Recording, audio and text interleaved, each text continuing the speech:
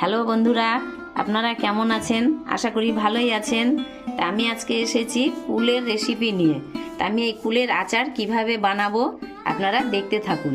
প্রথমে আমি কুলগুলোকে ভালো করে ধুয়ে নিব।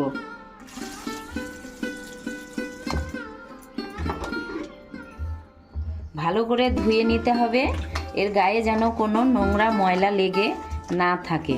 এটাকে আমি ভালো করে ধুয়ে একটা ঝুড়িতে উঠিয়ে নিব।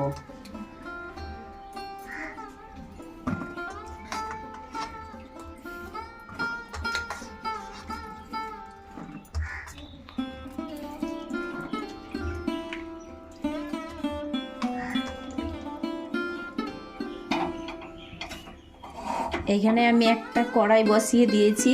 তো আচারগুলো বানানোর জন্য প্রথমে আমি আগে মশলাগুলো তৈরি করে নিব। এখানে আমি 3 চামচ মৌরি নিয়ে নিব।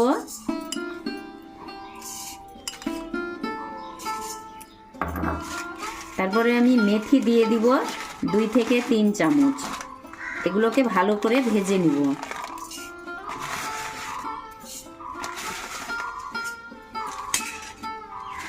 দুই চামচ গোটা জিরা আমি এখানে ভেজে নিব, এর সাথে অ্যাড করে ভেজে নিব।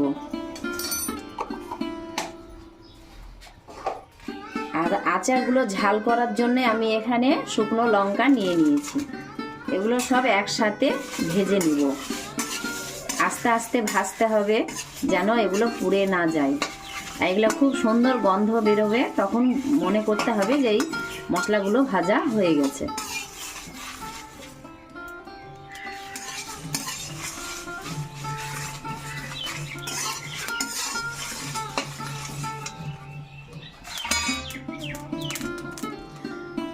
এবার মশলাগুলো আমার ভাজা হয়ে গেছে, এগুলোকে আমি ঢেলে নিয়ে একটু ঠান্ডা করতে দিব। কড়াইতে জল দিয়ে দিব, কুলগুলোকে সিদ্ধ করব। পরিমাণ মতো আমি লবণ দিয়ে দিব, যেন কুলের মধ্যে লবণ ঢুকে যায়। আমি 2 কেজি কুল নিয়েছি, পরিমাণ মতো লবণ দিয়ে দিব। আপনাদের যেমন থাকবে তেমন দিবেন।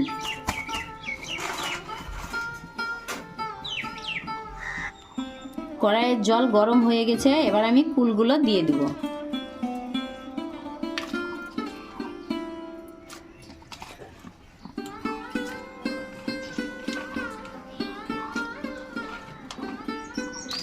ভালো করে নেড়ে চেড়ে সিদ্ধ করতে দিব। তারপরে আমি যে মশলাগুলো বানালাম সেই মশলাটা আমি গ্রেট করে নিব।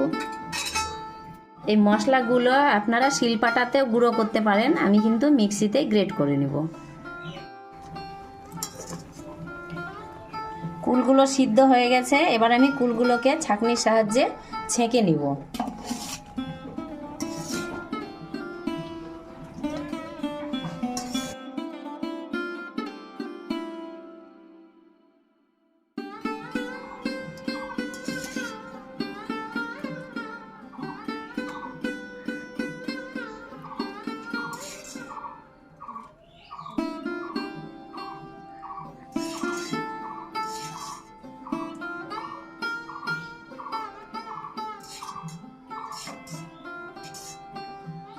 আমি আবারও কড়াই বসিয়ে দিয়েছি। কড়াই গরম হয়ে গেলে আমি এখানে সর্ষের তেল দিয়ে দিব।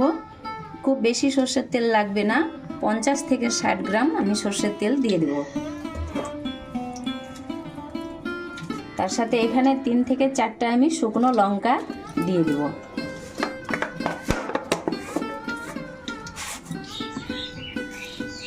এখানে আমি কালো সর্ষের ফোড়ন দিয়ে দিব।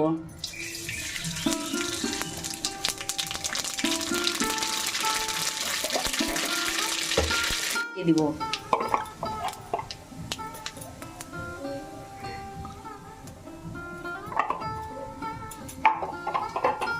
এখানে হলুদটা একটু জাল দিয়ে নিতে হবে যেন এর গন্ধ না থাকে। আর খুব গ্যাসের আঁচ কিন্তু খুব কমে রাখতে হবে। তারপরে আমি এখানে 500 গ্রাম গুড় নিয়ে নিয়েছি।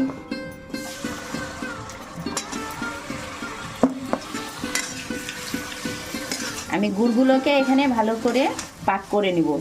মানে খুব একবারে কড়া পাক করব না, মানে একটু জাল দিয়ে নিব যেন আচারের সাথে খুব ভালোভাবে মিশে যায়।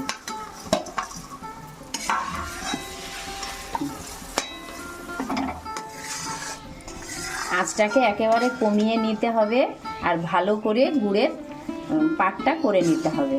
খুব কড়া পাক না, মানে নরম পাকেই করতে হবে। গুড়টা যেন একেবারে গলে যায়, তাহলে কিন্তু আচারটা খেতে খুব ভালো লাগবে।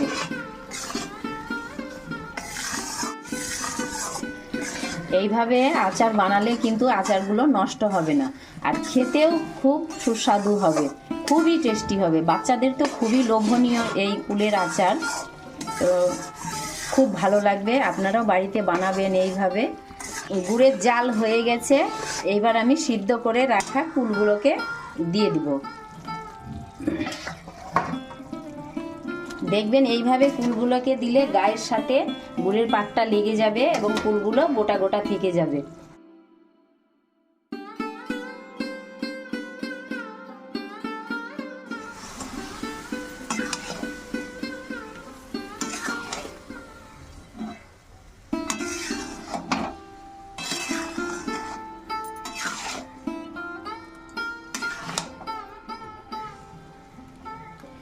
কুলের গায়ে সুন্দরভাবে গুড়গুলো মাখো মাখো হয়ে লেগে গেছে।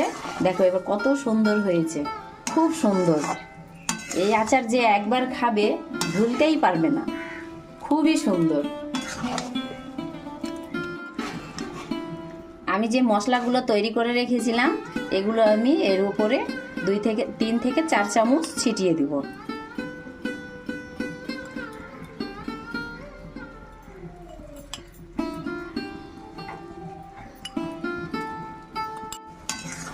আচারের গন্ধটা তাহলে খুব সুন্দর হয়ে ফুটে উঠবে। এটা তো দূরে থেকেই আচারের গন্ধ পাওয়া যায় এই মশলাগুলো দিলে।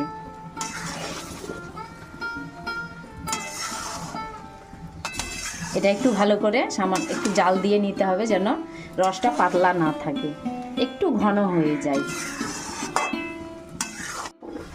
এবার কুলের আচারগুলো পারফেক্টলি হয়ে গেছে, তো এবার পরিবেশনের জন্য তৈরি।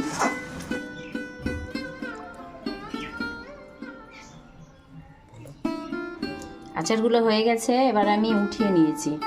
আপনারাও বাড়িতে এইভাবে বানাবেন, অবশ্যই ভালো লাগবে। ভালো লাগলে একটা লাইক করবেন আর শেয়ার করতে ভুলবেন না, আর কমেন্ট বক্সে জানাবেন। আর আমার চ্যানেলটি যদি সাবস্ক্রাইব করা না থাকে তো অবশ্যই সাবস্ক্রাইব করবেন। আপনারা সবাই সুস্থ থাকবেন, ভালো থাকবেন। ধন্যবাদ। পরিবেশনের সময় এইভাবে বিট লবণ ছাড়িয়ে নেবেন, তাহলে দেখবেন খুব ভালো লাগবে খেতে।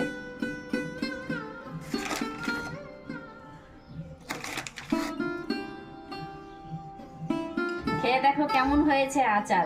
আচারের গন্ধে সবাই চলে এসেছে।